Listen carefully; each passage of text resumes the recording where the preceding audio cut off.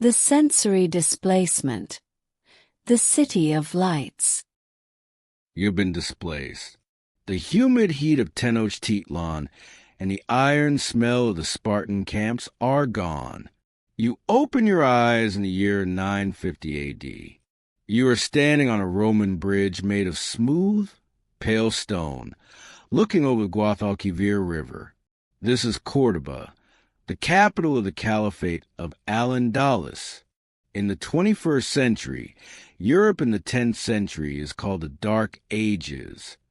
In Cordoba, there is no darkness. You see 700 mosques, 900 public baths, and streetlights that run for miles. You are in the only city in the world where you can walk for 10 miles at night under oil lamps. The first thing that hits your sleeper senses is the scent of civilization. It is not the smell of open sewers or rotting mud.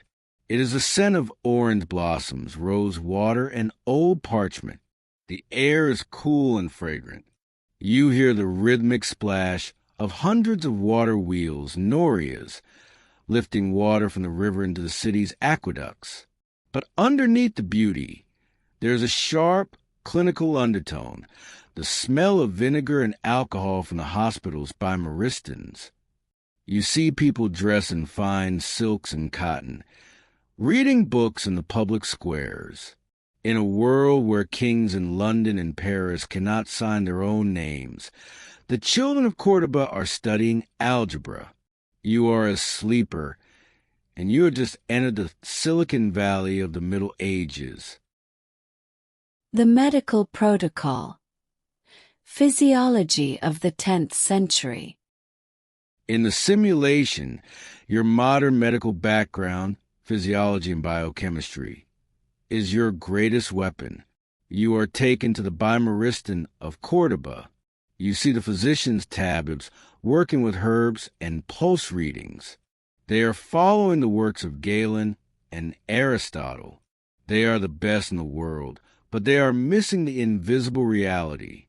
You meet a young surgeon named al-Zahra al-Bucasis. He is trying to design new surgical tools. You activate your physiological analysis protocol. You do not give them magic. You give them biochemistry. You show al-Zahra the concept of homeostasis. You explain that the body is not just a balance of humors, but a complex chemical machine. You introduce the antiseptic protocol. You show them how to use high-proof distilled alcohol and vinegar to clean the skin before a lithotomy, removing bladder stones. In the 21st century, we call this basic hygiene. In 950 AD, you just dropped the post-surgical mortality rate from 40% to 5%. You also focus on microbiology. You don't have a microscope, but you have logic. You explain that miasma is not the cause of infection. It is tiny invisible seeds, germs. You introduce the use of catgut for internal stitches, using the intestines of sheep to create a thread that the human body can naturally absorb enzymatic degradation. Al-Zahra is stunned. He writes your words down in his masterpiece, the Al-Tasrif. You are the ghost author of the most important surgical book in history. You are the one who introduced biochemical logic to the world of the Caliphate. You see the doctors looking at you as if you are a traveler from the stars. You realize that your sleeper knowledge is not just saving lives. It is accelerating the history of medicine by 800 years. The biochemical harvest. Alkaloids and anesthesia. Survival in the Caliphate requires more than just surgery. It requires pharmacology.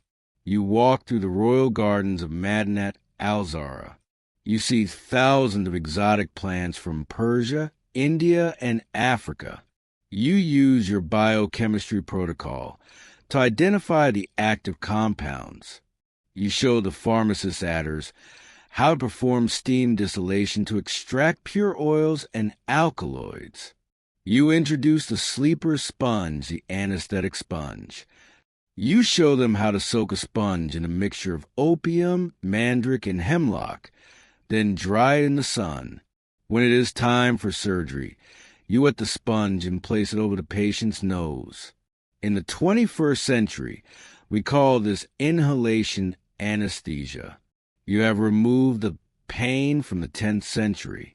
You are performing complex eye surgeries and abdominal repairs while the patient dreams. The Sultan, Abd al-Rahman III, hears of your painless medicine.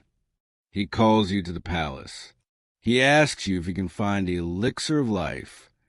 You use your physiological logic to explain that there is no elixir, only nutrition and prevention.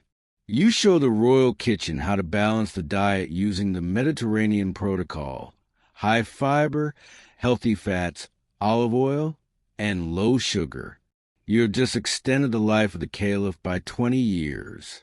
You are the master of the blood chemistry, and you realize that your 2026 medical notes are the most valuable tribute in the history of Al-Andalus.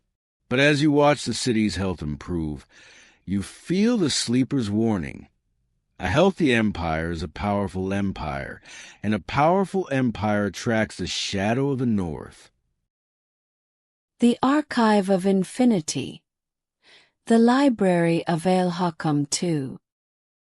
The year is 961 A.D. You have survived the first decade in Al-Andalus, and your reputation as a tablet from the future has reached the highest ears. You are invited into the heart of the Caliphate's power, the great library of Cordoba. In the 21st century, you think of digital clouds and instant search results. In the 10th century, the cloud is made of vellum, papyrus, and the skins of countless animals. You stand in a hall that stretches further than your eyes can see, filled with 400,000 volumes. At a time when the largest libraries in the rest of Europe have barely 500 books, you are standing inside the central processing unit of the world. The first thing that hits your sleeper senses is the smell of knowledge. It is a heavy, intoxicating mix of saffron-dyed ink, cedarwood shells, and aged animal skin. The air is dry, carefully controlled by small vents in the stone walls. You hear the scratching of 1,000 quills because the scriptorium never sleeps. There are hundreds of women, the famous calligraphers of Cordoba, copying Greek philosophy and Indian mathematics into Arabic. But as a man of the 21st century, you see a massive problem: information entropy. The library is a labyrinth. To find a single scroll on the circulation of blood or the synthesis of alkaloids, a scholar might search for days. There is no standard search engine. This is where you activate your data synthesis protocol. You meet al-Hakam II, the caliph who loves books more than gold. He is frustrated because his catalogs are incomplete and disorganized. You use your modern understanding of information theory to solve his problem. You don't give him a computer. You give him a categorization logic. You show the librarians how to organize the books not by the date they were bought, but by a hierarchical system, a tree of science. You introduce the concept of metadata, creating small tags for every scroll that include the author, the subject, and a brief summary of the contents. You have just turned a chaotic pile of paper into a searchable database. The efficiency of the library increases massively.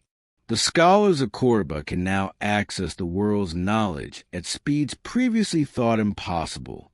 You are the chief information officer of the Caliphate, and you realize that by organizing their past, you are accelerating their future. The Preservation Protocol. Chemistry versus the decay. As you walk deeper into the archives, you notice the silent killer of history: biological decay. The books are dying. The humidity of the Guadalquivir River and microscopic fungi are eating the knowledge. You see priceless scrolls of Aristotle turning into yellow dust. This is where your biochemistry and microbiology background becomes the shield of the library. You don't use 10th century prayers. You use the chemistry of preservation. You analyze the ink.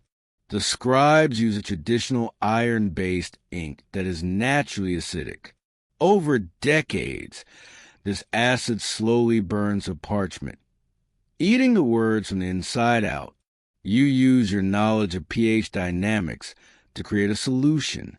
You show the scribes how to treat the vellum with a mixture made from ground limestone and eggshells, materials rich in calcium carbonate. This creates a buffer that neutralizes the acid in the ink without damaging the writing. You have just extended the life of these books by 1,000 years. But the fungi are more dangerous. You identify the dark molds growing in the damp corners of the shelves. You don't have synthetic chemicals, but you have nature's own defense systems. You show the librarians how to use essential oils like thyme and cloves. These oils contain natural compounds that act as powerful fungicides. You design a ventilation system based on the principles of fluid dynamics, using the natural air currents of the building to keep the humidity low and the air fresh. You explain that by slightly lowering the temperature of the archive, using underground cooling tunnels and wet silks, you can drastically slow down the chemical breakdown of the paper. To the caliph, you are a master time. To you, you are just a scientist fighting the natural decay of the universe. You are preserving the DNA of human thought, ensuring that the light of al-Andalus will never truly be extinguished by time. The cryptographic shield, protecting the dark data.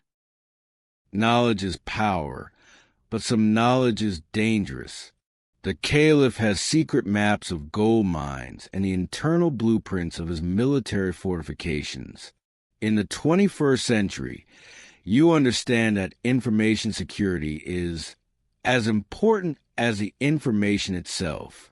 You notice that royal messengers are often intercepted by spies from rival kingdoms.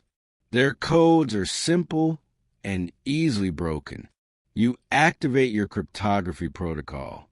You introduce a multi-layered coding system, the Sleeper Cipher.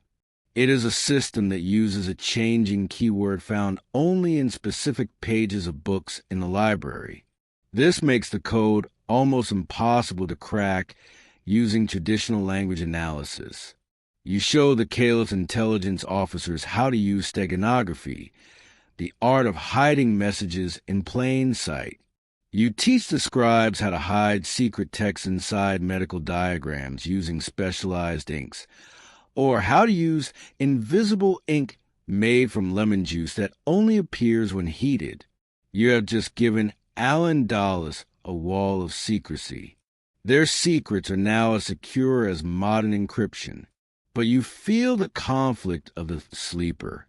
By giving the caliph the power of perfect secrecy, you're also giving him the power of perfect control. You see the beginnings of a security state in the middle of this paradise. You are the architect of the first professional intelligence agency in history, and you realize that every bit of order you bring to the library also brings a bit of shadow to the streets of Cordoba. You are the master of the ink, and as you look at the coded scrolls, you realize that the most dangerous thing you brought from the future isn't medicine. It's the ability to hide the truth.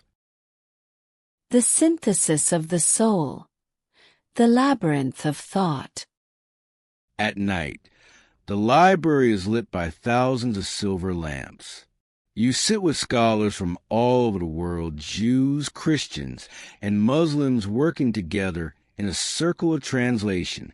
This is the Cordoban sink. You use your understanding of the human brain to study how these scholars learn. You notice they are exhausted from trying to memorize too much information. You introduce a system of advanced mnemonics, the memory palace. You teach them how to visualize the great Mosque of Cordoba and place pieces of information in every pillar and arch. By using the brain's natural ability to map space, you allow them to store thousands of pages of text in their minds. You have just increased the mental capacity of the human scholars. You are watching the birth of a new kind of human. In Cordoba, you have created a society where the brain is the ultimate tool, protected by chemistry and organized by logic. You look at the young scholars and see a renaissance happening centuries too early. You feel a deep pride, but also a terrifying fear. If al-Andalus becomes this powerful, will the rest of the world ever catch up? Or have you created a golden island that is too bright to survive in a dark world? You are the guardian of the flame, and as the silver lamps flicker, you realize that your modern consciousness is the only thing keeping this perfect moment in time from fading away. The hydraulic heart, the rhythm of the Norias. The year is 970 A.D. You are standing on the banks of the Guadalquivir River, just outside the city walls of Cordoba. In the 21st century, you are used to the hum of electric pumps and the silent flow of pressurized water. In the 10th century, the heartbeat of the city is mechanical and thunderous. You see the great Noria of Cordoba, a massive water wheel, 40 feet in diameter, made of dark, water-resistant cedar and iron. It moans as it turns, lifting thousands of gallons of water every hour into the aqueducts that feed the city. But as a man of the 21st century, you see the friction of history. The traditional wheels are heavy and inefficient. Much of the energy from the river's current is lost because the paddles are shaped by intuition, not science. This is where you activate your fluid dynamics protocol. You don't build an engine, you optimize the circle. You show the Royal Engineers how to change the angle of the float boards to match the flow of the river more precisely. You introduce the concept of ball bearings, using polished stone spheres and heavy grease made from animal fats and olive oil to reduce the friction on the massive wooden axles. Suddenly, the Norias turn faster. They turn with a silence that is terrifying to the locals. You have increased the water output of the city by 30%. The water reaches the highest gardens of the palace of Madinat al-Zahra, creating pressure that allows for the first true fountains that don't just leak, but spray into the air like liquid silver. You have turned the river into a living servant of the city. You are the master of pulse. And as you watch the water flow into the stone channels, you realize that in al-Andalus, water is currency. By giving them more water, you have given them more life, more wealth, and more power. The botanical laboratory. The acclimatization protocol. The caliphate is not just a place of stone. It is a place of emerald green. You walk through the garden of the caliph, a sprawling botanical research center where plants from every corner of the known world are brought to live. You see orange trees from China, rice from India, and pomegranates from Persia. To the medieval mind, these are gifts from God. To you, the sleeper, this is a genetic frontier. You use your plant physiology protocol to help the gardeners. Usually, many of these exotic species die because they cannot handle the dry heat of the Spanish summer. You introduce the sleeper's acclimatization. You show them how to create microclimates using stone walls and specific tree canopies to provide the exact amount of shade and humidity needed for each species. You introduce the concept of grafting logic. You show them how to take a sensitive branch of a sweet orange tree and merge with the hardy root system of a local bitter orange tree. In the 21st century, we call this horticultural engineering. In 970 AD, you are creating superfruits that are resistant to disease and drought. But you go deeper into the biochemistry of the soil. You notice that the gardens are struggling with soil fatigue. The nutrients are being used up. You don't have synthetic fertilizers, but you have your knowledge of nutrient loops. You introduce a systematic composting protocol. You show the gardeners how to mix agricultural waste, animal manure, and even the waste from the city's silk factories into a dark, rich biofertilizer. You explain the importance of the nitrogen cycle without using the words. You teach them to plant cover crops like clover and legumes between the fruit trees to naturally heal the soil. The result is a botanical explosion. The yields of the royal orchards triple. Al-Andalus becomes the only place in Europe where you can eat fresh citrus in the winter and sweet sugar cane in the summer. You have turned the desert into a laboratory of flavor, and you realize that your sleeper knowledge is creating a green revolution 1,000 years before its time. The irrigation brain. Precision versus waste. Water is abundant now, but it is still precious. You walk through the rural estates Almunias. Outside Cordoba, you see farmers wasting water by flooding their fields, causing the soil to become salty and the roots of plants to rot. This is a hydrological crisis. You activate your precision irrigation protocol. You introduce the concept of subsurface irrigation. You show the farmers how to use porous clay pipes, buried beneath the ground, to deliver water directly to the roots of the plants. In the 21st century, we call this drip irrigation. By doing this, you eliminate the loss of water through evaporation in the hot sun. You also introduce the water clock distribution system. Using a series of calibrated stone basins and gravity, you ensure that every farmer gets exactly the amount of water they paid for, down to the second. You have removed the human conflict from the water. There are no more fights over the canals because the system is governed by the logic of the sleeper. You are the architect of the green power, and you see the landscape of Spain changing. The dry, brown hills are turning into terraced emerald forests.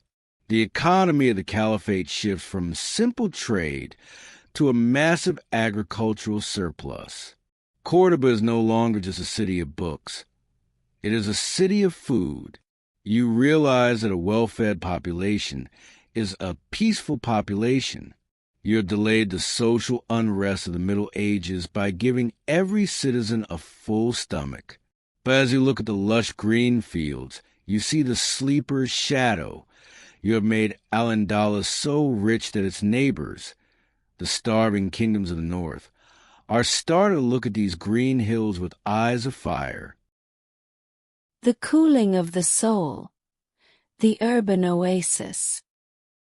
Finally, you bring the green power back into the city of Cordoba itself. You understand the psychology of the environment. You know that high heat leads to high stress and social instability. You design the sleeper's courtyard.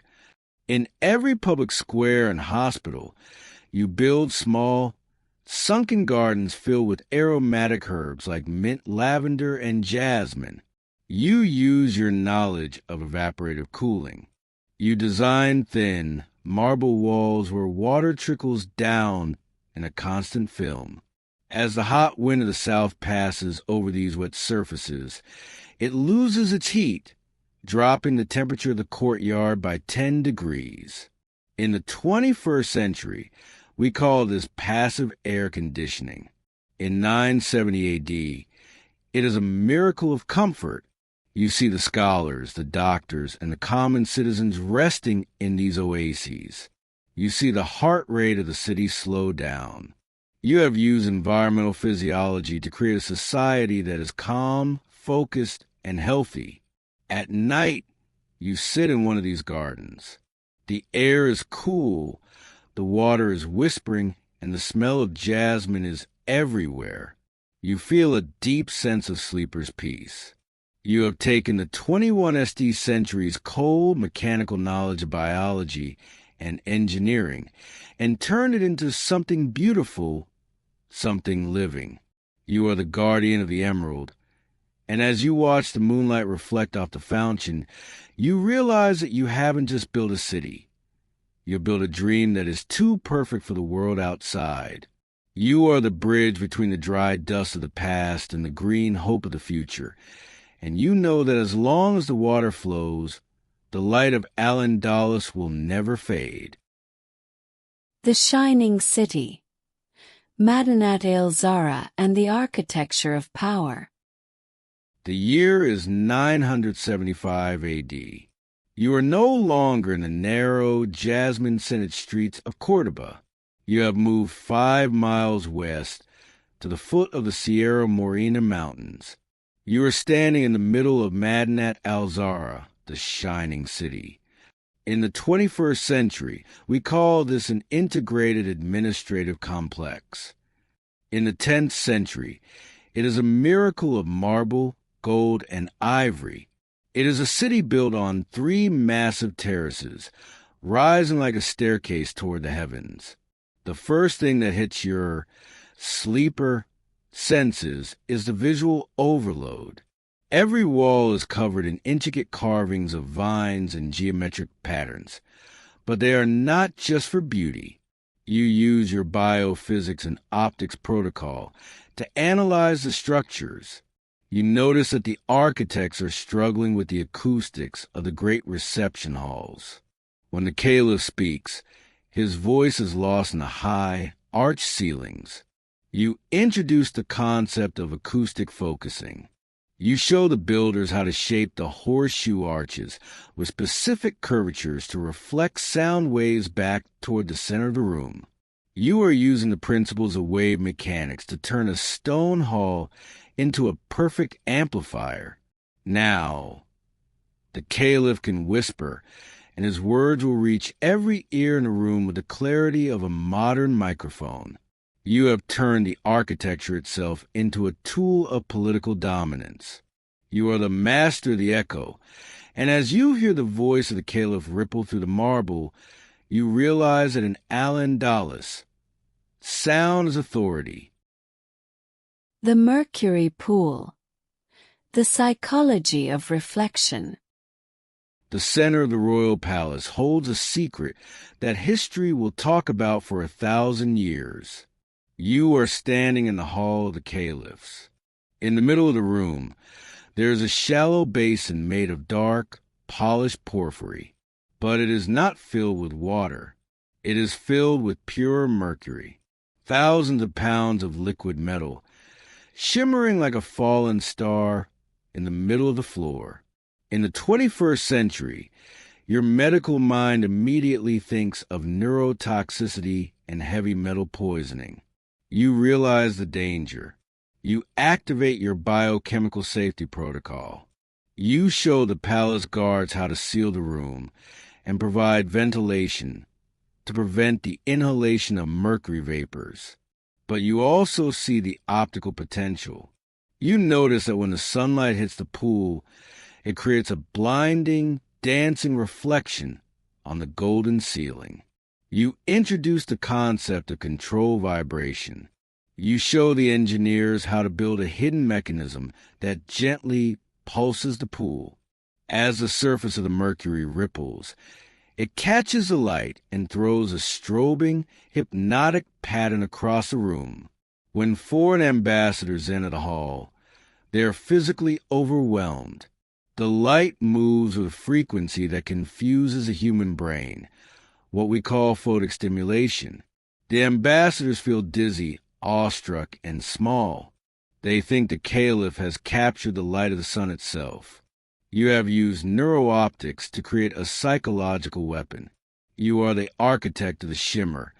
And as you watch the ambassadors fall to their knees, you realize that you have moved beyond medicine and into the realm of sensory manipulation. You are the one who gave the Caliph the light of God.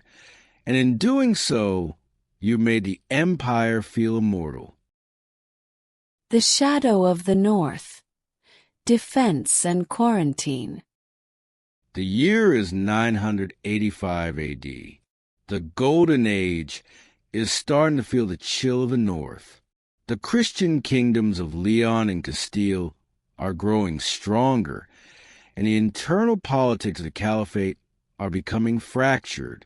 This is where your tactical and medical protocol becomes the shield of Al-Andalus. You are no longer just a doctor. You are a strategic advisor. You look at the borders and see the gaps in the wall.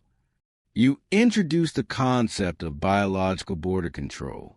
In the 21st century, we understand an army travels on its stomach, but it dies from its germs. You notice that the northern soldiers carry diseases that the people of Al-Andalus have not seen in years. You established the first quarantine stations along the mountain passes. Every merchant, every traveler, and every captured soldier must stay in a lazaretto for 40 days before entering the heart of the Caliphate.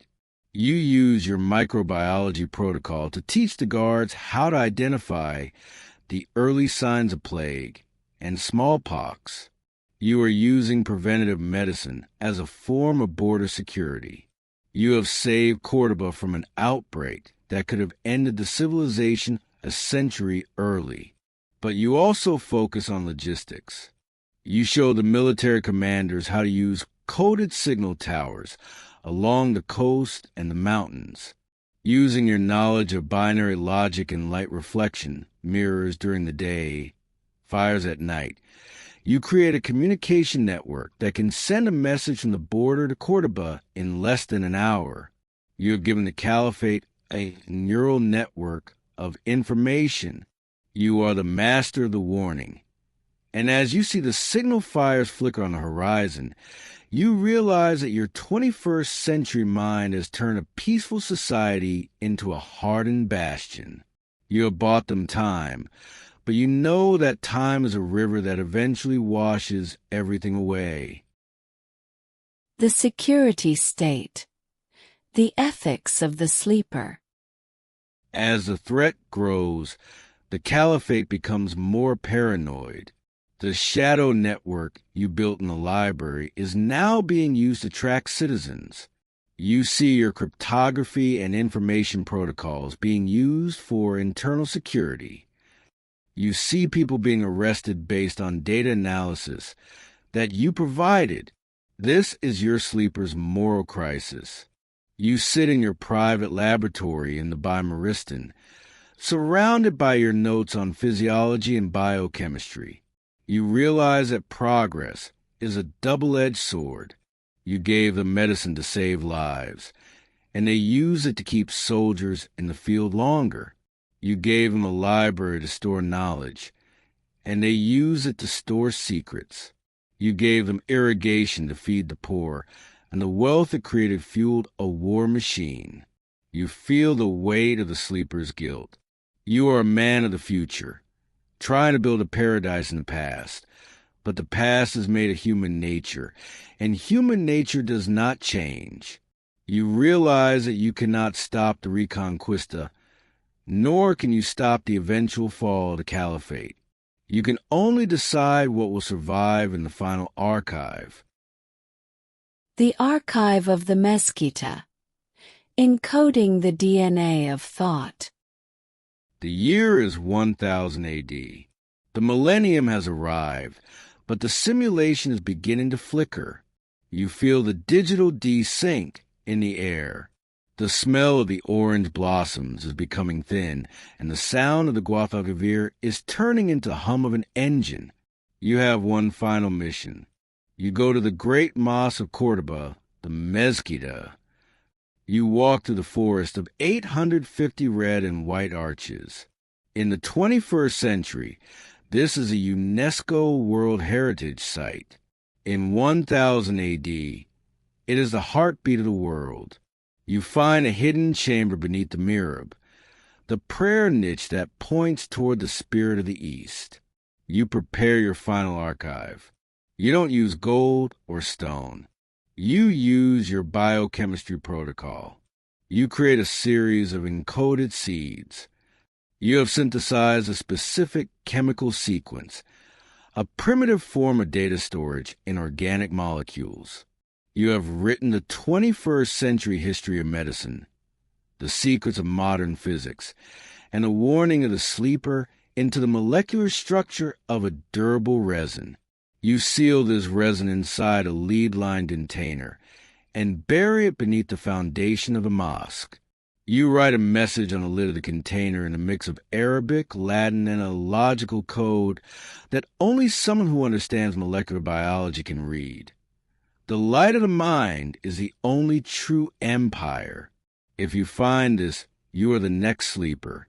You have left a biochemical time capsule in the heart of Al-Andalus. You are the guardian of the pulse. And as you seal the stone, you feel a sense of completion. You have saved the DNA of the Cordoban sink for a future that has not yet happened. The awakening. The reflection in the dark. The simulation breaks. The red and white arches of the Mesquita dissolve into lines of green code. The smell of the jasmine fades into the smell of ozone. You open your eyes. You are sitting in your chair in a dark room. The only light comes from the screen in front of you. You are Sleep of the Historian once more. You look at your hands.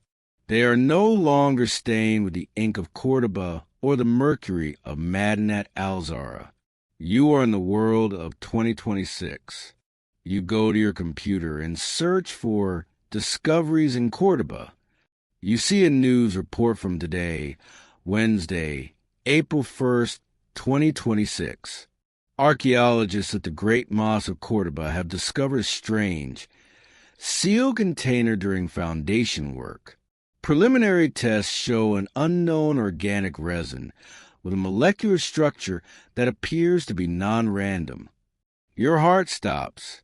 The Emerald Protocol worked. The bridge between the 10th century and the 21st century is real. You didn't just witness Al-Andalus. You saved its soul in a bottle. You look out your window at the dark sky.